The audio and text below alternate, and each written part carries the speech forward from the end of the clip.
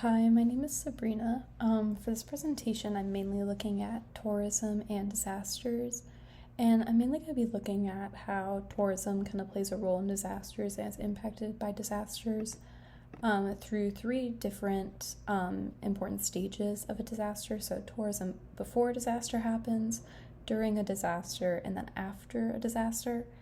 So, when it comes to before disaster in disaster preparedness, tourism is deeply underrepresented in the planning and preparation stages of emergency management.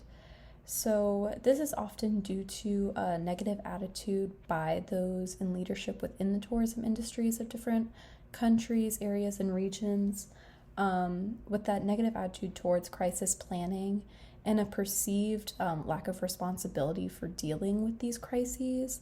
Many who are in leadership over tourism industries don't believe that this is really something that they are supposed to handle. There's also a lack of money and knowledge within these industries towards disaster and emergency preparedness.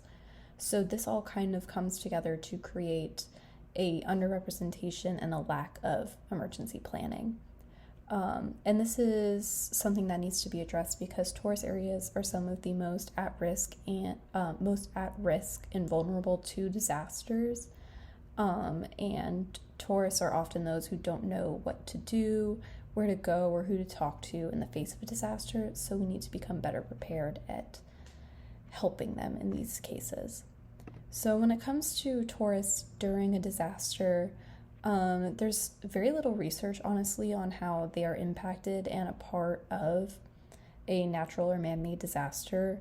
As I mentioned before, tourist destinations are often in highly scenic and vulnerable areas like beaches, mountains, highly populated cities are all very vulnerable to disasters, whether it be natural or man-made, and are full of tourists and are often usually tourists.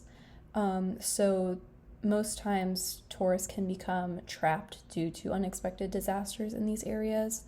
And then things like loss of transportation and communication can lead to them feeling even more trapped and lost in these areas, making them kind of a very large population within the milling process, as these people, as discussed before, don't really know what the emergency plans are or disaster plans are for an area.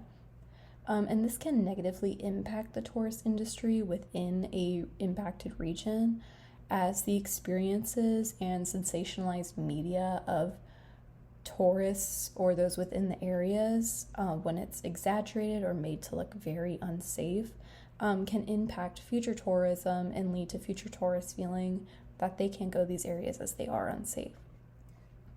So this leads into tourism after a disaster happens. While many don't think about it, natural and man-made disasters have a major impact on tourism in regions and areas that are impacted. They also are greatly influenced by the capabilities and effectiveness of a region's emergency response. The more effective and positive and capable in emergency responses, the more likely the tourism industry of a country is to bounce back and go back to its full capabilities faster. So this has direct consequences over destination countries, especially.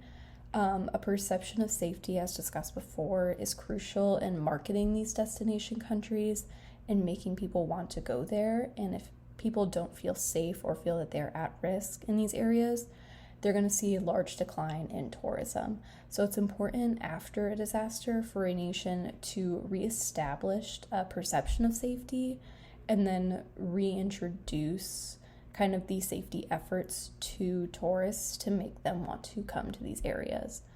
It also has an indirect impact on travel after a disaster.